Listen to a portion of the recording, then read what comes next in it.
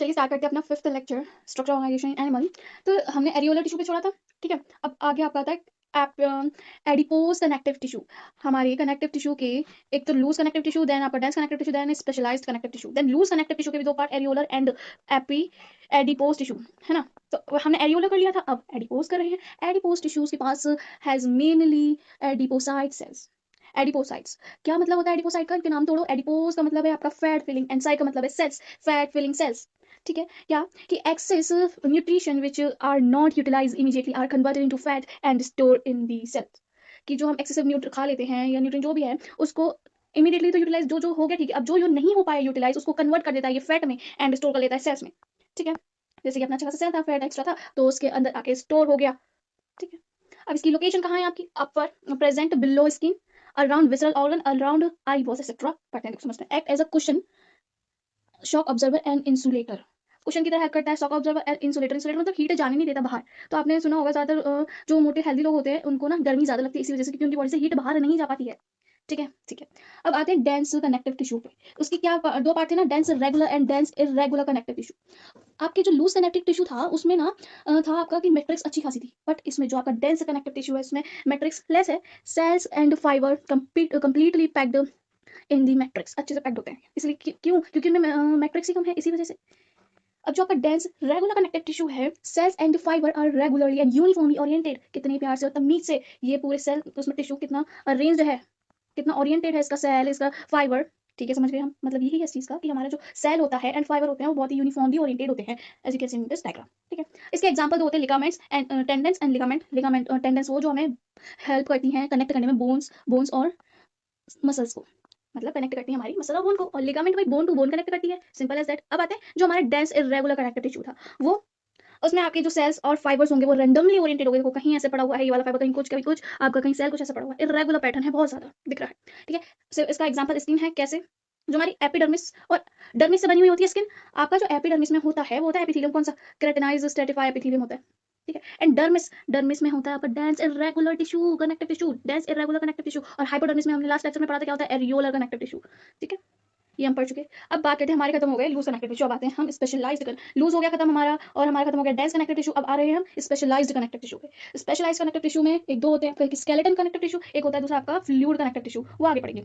Matrix, हाँ, इसमें जो आपका जो स्केलेटल कनेक्टिव टिश्यू है उसमें होता है आपका जो मैट्रिक्स वो सॉलिड होता है, चाहे वो सॉफ्ट भी हो सकता है, हार्ड भी हो सकता है, प्लायबल भी हो सकता है, नॉन प्लायबल, अभी आगे पढ़ेंगे।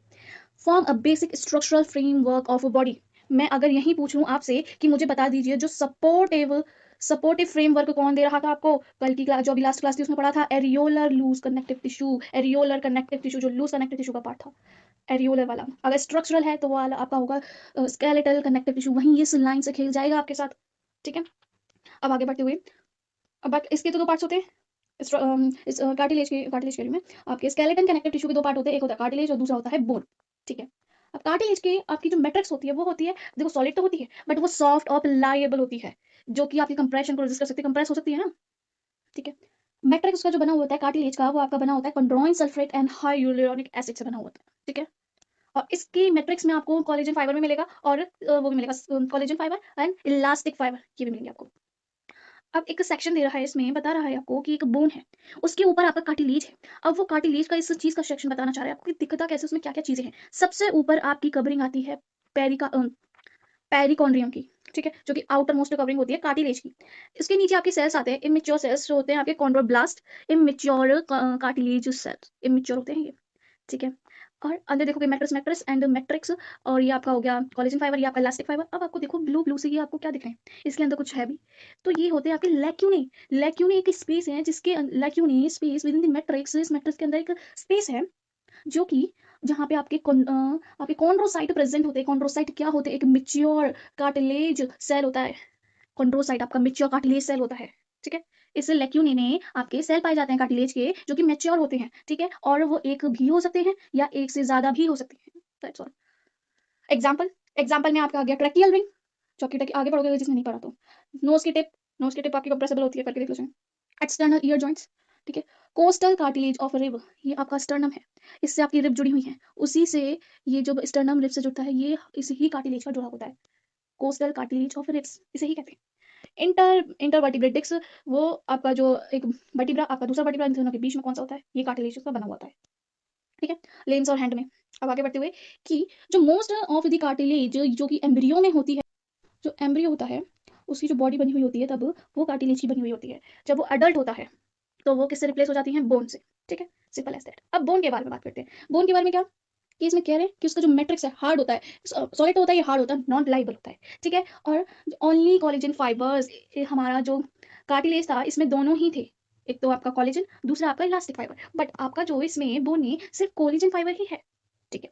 अब आपका बोन ना दो पार्ट से बना हुआ होता है, जैसे कि आपका इसमें आ गया ऑर्गेनिक पार्ट, एक आता है दूसरा आपका इनऑर्गेनिक पार्ट। ऑर्गेनिक पार्ट आपका सिर्फ 10 से 30% होता है, जिसमें ऑर्गेनिक पार्ट में आपका ओशन ओशन कह रही हूँ, हाँ ओशन क्या, ओशन ही कहते हैं, ओशन प्रोटीन, ठीक है। इसको ये त्रिक ज्ञान है, इसको पता होना हो मतलब नहीं है। आता है इनऑर्गेनिक पार्ट, इनऑर्गेनिक पार्ट हमारा 70 to 90% बनाता है बोन का, और इसमें ज्यादातर क्या कैल्शियम साल्ट होते हैं इसमें, और मेनली कौन सा, calcium phosphate and calcium carbonate. ये कैल्शियम की वजह से, calcium phosphate and calcium carbonate की वजह से ही बोन हमारी इतनी हार्ड होती है, ठीक है। ये डायग्राम बताया हुआ है, थोड़ा इनकम्प्लीट है, आगे वाली क्लास में पढ़ेंगे हम कि एक ये हमारी बोन है, इधर जो होता है हमारा येलो बोन मैरो होता है, ऊपर दोनों की साइड आपका रेड बोन मैरो होता है जो कि हमारी ब्लड सेल्स बनाता है, एंड इसमें कुछ स्टेम सेल ये दिख रहे होंगे, उनके बारे में हम आगे पढ़ेंगे, ठीक है। मैंने क्या करा, इस बोन को इस तरह से काट लिया, ऊपर से जाके देखोगे गोला दिखेगा, उस गोले का एक चौथाई पार्ट मैंने काट लिया, उसको मैं डायग्राम के थ्रू इधर बताऊंगी, वो दूसरी क्लास में। अब इसमें बस थोड़ी जनरल बात ये बता दी गई कि ऊपर सबसे आउटर लेयर होती है पेरियोस्टियम, इसके नीचे जो सेल्स हैं वो होते हैं आपके ऑस्टियोब्लास्ट, वो इमेच्योर बोन सेल्स होते हैं, ये कोलेजन फाइबर। अभी हम आगे पढ़ेंगे, ये नहीं, अभी आगे अच्छे से पढ़ेंगे कल, ठीक है। अब क्वेश्चन करते हैं कुछ, कह रहे हैं आपका जो pathologist examine dense connective tissue and observe that it's collagen fibre, अच्छा collagen fibre are arranged in highly disorganised and in one pattern rather than the arrange in the parallel row. क्या मतलब है इसका, बहुत ही डिसऑर्गेनाइज्ड है, twisted, इसका मतलब twisted ऐसे ही पड़े हुए हैं मैनर में कि रेदर देन की पैरेलल रोज, मतलब रेदर पैरेलल ही नहीं है, मतलब ऑर्गेनाइज नहीं है, इसका मतलब ये है। तो कौन सा टिश्यू हो सकता है, वो आपका क्या टेंडन का नहीं, तो रेगुलर होते हैं इसलिए तो बड़े ऑर्गेनाइज्ड वे में रहते हैं। टेंडन भी आपका ऑर्गेनाइज वाला है, मतलब कि रेगुलर वाला है, एग्जांपल ये तो कार्टिलेज आ गया, नहीं जी नहीं, आपका dermis skin irregular connected dense irregular connective tissue पड़ा था, ठीक है जी।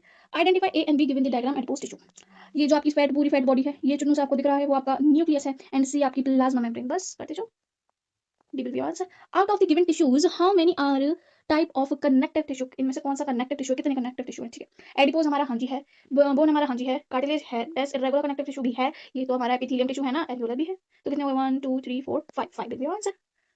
फाइंड द करेक्ट स्टेटमेंट, हमें सही बात का पता लगाना है। Areolar tissue is loose connective tissue, हाँ जी एरियोलर हमारा लूज कनेक्टिव टिश्यू, ठीक है। आगे देखते हैं तीनों क्यों गलत है। Tendon is specialised connective tissue, नहीं, डेंस रेगुलर कनेक्टिव टिश्यू है टेंडन तो आपकी, जो कि मसल टू बोन को कनेक्ट करने में हेल्प करती है, ठीक है। कार्टिलेज आपकी लूज कनेक्टिव टिश्यू ना जी ना, आपकी cartilage skeletal muscle, skeletal connective tissue है। Adipose connective adipose tissue is dense connective tissue, dense नहीं लूज, ठीक है। ठीक है, फॉलोइंग बता दीजिए हमें, स्टेटमेंट ये दे रखी है, adipose tissue are specialised store fat, हाँ स्पेशली इनमें फैट ही स्टोर होता है, ठीक है।